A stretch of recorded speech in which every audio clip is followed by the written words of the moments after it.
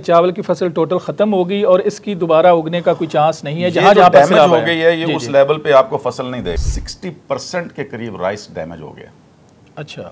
और ये 90% के करीब इसकी इन्फ्लेशन हो गई। फॉर एग्जांपल 300 साढ़े 300 रुपए किलो अगर ये एक चीज़ मिल रही थी, ये अब 600-700 पे जाएगी। इवन हम ये भी नहीं रिकमेंड करते कि इसको आप एनिमल्स को दें या किसी और जगह पे फेंकें। ये चावल जानवरों के भी खाने के काबिल नहीं है। बिल्कुल नहीं होगा। जो रोटी अभी ये मतलब नारे लग रहे होते हैं कि रोटी 25 रुपए की हो गई या 50 की हो गई। अब रोटी मुझे नहीं पता कि 100 रुपए की मिलेगी या 100 रुपए की 2 मिलेंगी। खौफनाक सैलाब के बाद हर तरफ तबाही के मनाजर हैं। ख़ास तौर पर अगर हम देहाती एरियाज़ में देखते हैं और सैलाबी एरियाज़ में देखते हैं जहाँ पर फसलें हैं और फसलें अब हैं नहीं, फसलें थी सारी तबाह हो चुकी हैं। चावल की फसल मुकम्मल तबाह हो चुकी है। इवन कि गन्ना जो है इसको मजबूत एक फसल समझा जाता है, लेकिन गन्ना जो है वो भी ज़मीन के ऊपर गिर गया है। सब्ज़ियाँ जो भी फसलें वहाँ पर हैं इस वक्त ख़ात्मा है हर चीज़ का और एक खुराक के बहरान का ख़दशा है। इस पर हम गुफ्तगू करने के लिए आज हमने दावत दी है सैयद इफ्तिखार बुखारी साहब को। अस्सलाम वालेकुम। अस्सलाम वालेकुम। सर बताइएगा कि ये बहरान कोई सर उठाने का ख़दशा है जिस तरह तबाही की सूरत हाल है? औज़ुबिल्लाहि मिनश्शैतानिर्रजीम बिस्मिल्लाहिर्रहमानिर्रहीम। नाज़िर साहब, ये बहुत बड़ा बहरान जो है वो हमारे दरवाजे पे दस्तक दे रहा है। एक अदाद-ओ-शुमार के मुताबिक 60% के करीब राइस डैमेज हो गया। अच्छा। और ये 90% के करीब इसकी इन्फ्लेशन हो गई। अच्छा। इसका मतलब ये हुआ कि अगर फॉर एग्जांपल 300 साढ़े 300 रुपए किलो अगर ये एक चीज़ मिल रही थी, ये अब 600-700 पे जाएगी। अच्छा, 600-700 रुपए किलो तक जा सकता है? जी, जा सकता है। अच्छा। इसलिए जा सकता है कि इसमें सब्सिडी तो गवर्नमेंट हर घर को देने को रही है। मैं यहाँ सवाल करूँगा कि चावल की फसल चूँकि पानी से ही तैयार होती है और चाहे पानी ऊपर से गुजरा, बहुत ज़्यादा गुजरा, लेकिन चावल की फसल में कहीं ना कहीं ये होती है चीज़ कि दोबारा से उग सकती है। क्या उम्मीद है कोई किसानों को कि फसल कहीं ना कहीं दोबारा उग पाएगी? देखें, एक होता है इरिगेशन। अच्छा। कि हमने उसको इरिगेट किया, टाइम फ्रेम होता है हमारा कि 1 महीने में इतनी हमने इरिगेशन करनी है, ये वाटरिंग, ये हमने इरिगेशन करनी है। ये अनप्लैंड है। और सैलाब अपने साथ सिर्फ पानी नहीं लाता, ये पैथोजेनिसिटी लाता है, ये साथ साथ इसके जरासीम लाता है, फिर इसके साथ अनटूवर्ड्स मटेरियल होता है जो ज़मीन के ऊपर लेप कर देता है। सही है। हमने मैरा ज़मीन रखी हुई थी, मट्टी आ गई, मट्टी जम गई ऊपर, अब पौधा स्ट्रेस में चला गया। सही है। हमने पौधे की जड़ों के लिए नीचे डेप्थ रखी हुई है 6 इंच रखी हुई है या 1 फुट रखी हुई है, अब मट्टी डल गई 1 फुट ऊपर, स्ट्रेस आ गया उसके ऊपर और पानी रहा उसके 7-8 दिन उसके साथ और एक फ्लो के साथ कई फसलें लेट गई।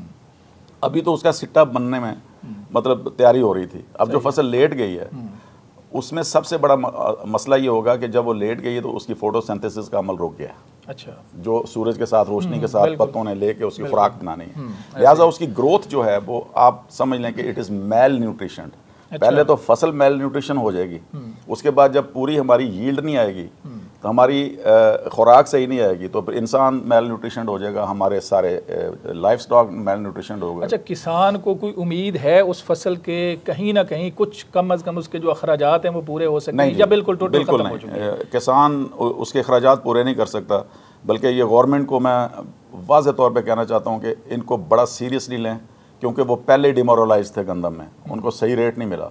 और यहाँ हमने मुख्तलिफ चैनल्स पे और मीडिया में और नेशनल लेवल पे भी प्रोग्राम देखे हैं जहाँ पे हमारे रिसर्च सेंटर्स में भी और पॉलिसी मेकिंग में भी ये सारी डिबेट्स चल रही हैं। आपका कहने का मतलब है कि चावल की फसल टोटल खत्म हो गई और इसकी दोबारा उगने का कोई चांस नहीं है? ये जो डैमेज हो गई है ये उस लेवल पे आपको फसल नहीं देगी और दोबारा से चावल की फसल लग सकती है? नहीं, अब टाइम नहीं है। अब टाइम नहीं है। अच्छा, अब इसलिए कि ज़मीन जो डैमेज हुई है, ये आप ना समझें कि वो जो ज़मीन है वो ज़रखेज़ हो गई है। अच्छा। नहीं, सबसे बड़ा मसला ये हुआ है कि अभी ये 2 महीने उस ज़मीन को आपने रीजनरेट करना है। अच्छा। अभी तो पानी सूखेगा, उतरेगा, फिर वो जो मड देखेंगे लेवल क्या है, उसमें क्या क्या चीज़ें आई हैं, कौन कौन सी बीमारियां आई हैं, किस मटेरियल से हमारे ऊपर लेप हो गया ज़मीन का। क्योंकि ज़मीन को हम एक उसको कहते हैं ज़मीन की तैयारी। जब हम किसी फसल को लगाते हैं, हर फसल की एक स्पेसिफिक तैयारी होती है कि उसको हमने रोइंग किस तरह करनी है, उसके हमने तो 2 महीने उसको तैयारी में लग सकते हैं, रीजनरेट करें उसको दोबारा, उसके एनालिसिस करवाएं अपनी सॉइल के। तो 2 महीने के बाद फिर चावल का तो टाइम खत्म हो गया, उसके बाद फिर हमारे पास किसान के पास गंदम ही है, उसके अलावा कोई आप और कोई ऑप्शन नहीं है। फोडर है तो मकई है, अच्छा, मेज़ है, हम वो लगा लेंगे, फोडर के भी काम आएगा, मेज़ भी कुछ बच जाएगी। सही है। अब सबसे बड़ा जो मसला है वो ये है आलू का। पोटैटो को एक्सपोर्ट भी आप करते हैं, वो उसको हम बाद में बात करेंगे, लेकिन ये बड़ी बड़ी फसलें जो हैं, सब्जियां हैं, जैसे अभी हमारा एक कल्चर है कि हम साग, बाथू, पालक, ये हमारा सीजन आने वाला है, जी जी, तो ये लोगों ने लगाया हुआ था, टोटली फिनिश्ड। अच्छा, टोटली ये खत्म हो गया। मैं अभी ना चावल से आगे आपको नहीं जाने देना, वो क्योंकि चावल एक बड़ी स्टेपल फूड है जी। तो चावल जब मुकम्मल उसकी फसल खत्म होगी एक बड़े एरिया से, तो उसके बाद मार्केट में चावल के वाले से किस लेवल पे बुरान आ सकता है? अभी आपने जिक्र किया कि 600 रुपए किलो तक इसकी कीमत जा सकती है अगर हमने ज़ख़ीरा अंदोज़ों के साथ बैठ के बात ना की। अच्छा, तो ज़ख़ीरा अंदोज़ जो हैं ये कोई इतने पावरफुल हैं कि बात करेंगे तो फिर ही वो बाहर निकालेंगे। ज़ख़ीरा अंदोज़ी में ये लोग मतलब सिर्फ दुकानदार नहीं हैं, आप समझें कि अगर हमारा जितना भी आड़ती माफिया है, जो कुछ भी है, माफिया कहते हैं लोग इसको, लेकिन जो आड़त का जितना कारोबार है, हाँ, इस कारोबार में कोई वो लोग कोई इतने मतलब बिजनेसमैन वैल्यूज़ या वो वाली चीज़ें नहीं हैं, उनको इतनी समझ बूझ नहीं है कि यहाँ हमें ज़ख़ीरा करना है, यहाँ नहीं करना। वो एक रूटीन चल रही है। जी जी। अब इस चीज़ का बजाय इसके कि वो हेल्पिंग हैंड बने, सब्सिडाइज करें, बीज उनको ला के दें अगली फसल के लिए, या इस चावल को जो मतलब जो डैमेज हो गया है, ये फसल, अब आपको एक चीज़ और मॉनिटर करनी पड़ेगी गवर्नमेंट को कि जितनी ये फसल है जी, ये जब होगी इसका एनालिसिस करवाए कि ये इंसानों के खाने के काबिल भी रही है कि नहीं। अच्छा, अब भी फसल अगर कुछ ना कुछ बचेगी, कुछ दाना निकलेगा, यस, तो वो भी चेक करना पड़ेगा, ये कहीं खतरनाक तो नहीं है इंसानों के लिए? ये भी सूरत हाल है। ये भी सूरत हाल है, क्योंकि ये मल्टीपल जगहों से पानी आया है और देखें ड्रेन्स जो हैं वो उबल पड़े हैं, और ड्रेन्स के अंदर जो है वो सारा लेफ्ट ओवर होता है, सारा इसका इंडस्ट्रियल वेस्ट होता है जो अनट्रीटेड। हमारी तो इंडस्ट्री में भी चीज़ें जो है ना वो अनट्रीटेड निकलती हैं बाहर सारी जो हैं, और वो वेस्ट इसमें मिल के आया होगा। सही है। और इसमें जितने पेस्टिसाइड्स हैं या इसके हार्मफुल केमिकल्स हैं या हार्मफुल जो चीज़ें हैं वो सारी आई होंगी, उससे पौधे भी तो डैमेज हुए होंगे। तो वो चावल भी खतरनाक हो गया। उसके ट्रेसेस आएंगे इसमें।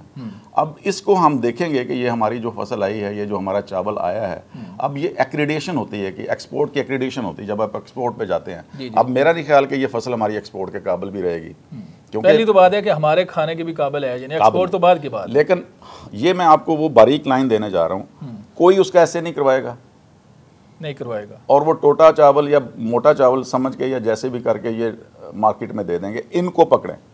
अच्छा, इनको पकड़ें। फूड अथॉरिटी जो है, अब वो जो चावल आएगा जब मार्केट में आएगा या जो कुछ भी आएगा उसके पीछे जाए, उसको उसको उसका मुहासबा करे। अच्छा। और देखें कि वो चावल को जाके ऐसे करवाएं, उसका देखें ट्रेसेस कौन से हैं, नॉर्मल हैं या वाकई ये चावल इस खाने के काबिल है या नहीं है।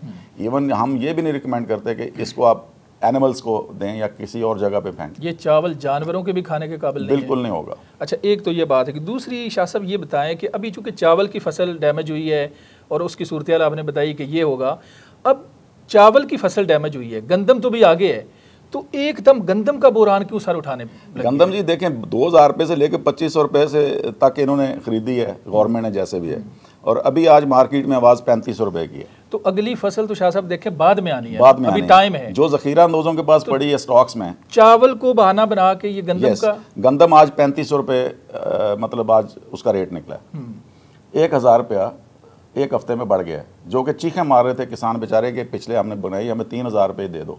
अच्छा, हाँ, तो वो नहीं दिया, बिल्कुल उन्होंने रोला डाला, लेकिन बात ये 3500 रुपये वहाँ स्टॉक से निकलेगी और ये 4-4.5 रुपये आपको मिलेगी। जो रोटी अभी ये मतलब नारे लग रहे होते हैं कि रोटी 25 रुपये की हो गई या 50 की हो गई, अब रोटी मुझे नहीं पता कि 100 रुपये की मिलेगी या 100 रुपये की 2 मिलेंगी। अच्छा, ये भी सूरत हाल हो सकती है। अब ये बड़ी अफसोसनाक सूरत हाल है कि देखें गंदम का बुरान आएगा, गंदम के बुरान से ज़ाहिर आटा है तो आटे से रोटी है, दोनों तो ये तो लोगों को भूखा मारने वाली बात है। यस, और दूसरा सबसे बड़ी बात है कि पल्सेस हमारी जो हमारी दालें हैं जी, वो डैमेज हो गई।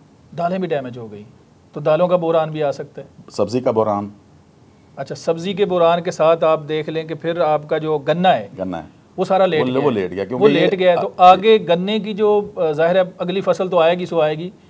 गन्ने का ये प्राइम टाइम था कि गन्ने कैसा, ये प्राइम टाइम था कि इसके साथ ये टाइम में मट्टी चढ़ाते हैं नीचे ताकि वो स्टेबल हो जाए, लेकिन वो टाइम मतलब ये पानी उसके सारा ले गया। वो तो शाह साहब सूरत हाल ये है ना कि किसानों को अगर गाइड किया जाता कि इस लेवल पे सैलाब आना है और आपने ये एहतियाती तदबीर करनी है, तो वो तो उन बेचारों को पता नहीं है। स्टार्ट में बता दिया है ना कि क्यों इनकी एक जिसको कहते हैं ना इंटीग्रेटेड जो कैंपेन नहीं थी, कैंपेन को प्लान था, कैंपेन नहीं थी। अच्छा शाह साहब आगे आ जाते हैं कि चारा ख़त्म हो गया मुकम्मल, अब जो तूड़ी भूसा है उसके ऊपर गुजारा, जो बचा कुचा है कोई बह गया पानी में। जी जी। अब जानवर जो है वो तकरीबन जो है ना फाकों पे आ गया हुआ है, कहीं जानवर मर गए।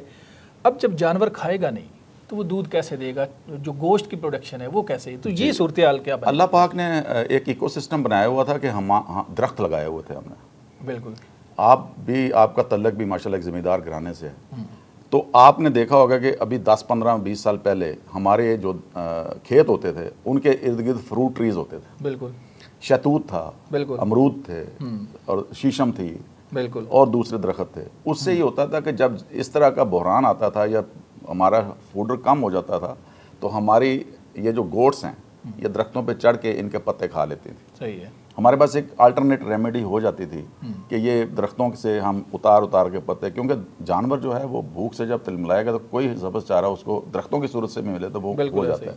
लेकिन हमने डिफॉरेस्टेशन करके अपने मुल्क की, और ये जो ऊपर हमारे हाई लैंड्स के ऊपर जो सैलाब आया, जो बड़े बड़े पत्थर आ के तो नीचे दरियाओं में भर गए हैं, वो इसलिए आया कि वहाँ पर ऊपर ट्रीज़ जो हैं वो डिफॉरेस्टेशन हो चुकी थी, वो पहाड़ नंगे हो गए थे, वो सारे नीचे आ गए। अब जो नीचे बचे हैं वो सैलाब नहीं रोक सके, सैलाब नहीं तो कम थे और जी। और हमारे जो फार्म लैंड्स हैं वहाँ पे भी किसानों की ये प्रैक्टिस ख़त्म हो गई है कि वो अपनी बाउंड्रीज पे ये बड़े दरख्त लगाएं। किसान है या बाकी लोग जितने भी हैं, अब उनके लिए बेसिकली करना क्या है? क्या चावल के डब्बे ही तकसीम करने हैं या कुछ और उनके लिए क्या ऐसा होना चाहिए जिससे दोबारा अपने पाँव पे खड़ा हो सके? हमें अपने फार्मर को टेक्निकली स्ट्रॉन्ग करना पड़ेगा। अच्छा। उसको बिल्कुल नहीं पता, वो इंसाइक्लोपीडिया है ज़रूर, लेकिन वो इंसाइक्लोपीडिया सिर्फ वो वाला है जो उसने पिछले अपने बाप दादा से सीखा है, जो नस्ल दर नस्ल उनको, जैसे मेरे वालिद साहब ने जो मैंने देखा वो मैंने सीख लिया। जी, सीख लिया। लेकिन अब एग्रीटेक का दौर है, सही, टेक्नोलॉजी का दौर है। जैसे ये खेत में ऐसी फसल लगी हुई है तो वो गिर गई, अब चाइना में या दूसरे इलाकों में, सिंगापुर में अगर आप देखें तो एग्रीटेक में उन्होंने आपको अगर दिखाएंगे तो वो वर्टिकल फार्मिंग शुरू कर दी है। अच्छा। 3-3 मंजिला प्लाजे जितने बनाए हैं वो उतनी मंजिला उन्होंने वर्टिकल फार्मिंग में लगा दी है, और उससे ज़मीन सैलाब नीचे वाला खा के बाकी जो ऊपर वर्टिकल लगी हुई है फसल वो तो आपकी बच गई, तो वो आपको कंपनसेट कर जाती है। दूसरा, हमेशा जब भी आप करें तो मल्टीपल क्रॉप्स लगाएं। सही है। जो भी आपने बड़ी क्रॉप लगाई उसके साथ छोटी क्रॉप भी लगा लें, ताकि वो आपको मतलब ये है कि कंपनसेट कर जाती है। ये तो शाह साहब देखें बड़े लेवल पे कैंपेन करने की ज़रूरत है, अवेयरनेस किसान को होगी, तरीकाकार का पता होगा, तो फिर ये मेरा ख्याल है कोई 2-4 महीनों की बात नहीं, ये नहीं हाँ। ये एक स्ट्रेटेजिक प्लानिंग चाहिए। बिल्कुल ऐसे ये हम पॉलिसी मेकिंग में, आज हमने हमारी मीटिंग भी थी सुबह पॉलिसी मेकिंग की, तो उसमें हमने इस चीज़ को दिया है कि कारपोरेट इसमें लीड करे, और एकेडेमिया को हमने मुख्तलिफ यूनिवर्सिटीज़ में एग्रीप्रेन्योरशिप प्रोग्राम शुरू किया, और हम ये बिज़नेस एडमिनिस्ट्रेशन के बच्चों को पढ़ा रहे हैं, इकनॉमिक्स के बच्चों को पढ़ा रहे हैं। कारपोरेट के साथ जब वो जुड़ेंगे तो ये जितने लोग जो अनपढ़ बैठे हुए हैं मंडियों में, ये बैंकों में ना जाएं, वहाँ जाके उनको बताएं कि भाई ऐसे हमें अपनी इकोनॉमी को उठाना है। सही है। सबसे बड़ा सवाल इकोनॉमी पे आता है, जीडीपी पे आ जाता है। ये जीडीपी 1 to 2% नीचे जाएगी अब। सही है। इन्फ्लेशन बढ़ेगी। सही है। अब इन्फ्लेशन हेज के लिए हमारे पास कोई रिजर्व्स नहीं है। उन रिजर्व्स में क्या होता है कि हमें कम से कम कोई चीज़ तो अपनी ऐसा स्टेपल फूड या जो भी है ड्राई करके रख सकते थे हम। टेक्निक्स हमारे पास अवेलेबल नहीं है, हमारे पास मशीनरी इतनी नहीं है। हमें ये सारी ड्रोन्स, ये सारी चीज़ें यूज़ करनी चाहिए, फार्मर को सिखाने चाहिए। छोटे छोटे हमें वहाँ पे मरकज़ बनाने चाहिए टीचिंग के। और देखें जो पोटेंशियल एरियाज़ हैं, जैसे विहाड़ी है, कपास का इलाका है, गन्ने का इलाका है, नीचे हमारे साउदर्न पंजाब में आम है, सारा कुछ है। हर एरिया एक स्पेसिफिक क्रॉप के लिए मशहूर है। बिल्कुल। आप वहाँ के ट्रेनर्स, वहाँ के फार्मर्स को उन्हीं स्पेसिफिक क्रॉप्स और ज़मीन की तैयारी के लिए ट्रेनिंग दें, और उसी डिज़ास्टर को अप्रोच करने के लिए कैसे उसको पकड़ना है, वो एक कम्बिनेशन, एक पूरा कोर्स बनाएं, डिवाइस करें और उनको ट्रेनिंग दें, तो ये डिज़ास्टर कम। यकीनन बड़े अच्छे मशवरे दिए आपने, और ये किसी एक बंदे का काम नहीं है और चंद लोगों का, ये हुकूमती लेवल पर इसकी हिकमत अमली बनानी पड़ेगी। नाजरीन, आपने सुना कि किस तरह से जो सैलाब आया और सैलाब से क्या क्या नुकसान हुआ और नुकसान के बाद क्या बहरान जो है वो सर उठाने का ख़दशा है और ख़दशा बहुत ज़्यादा है।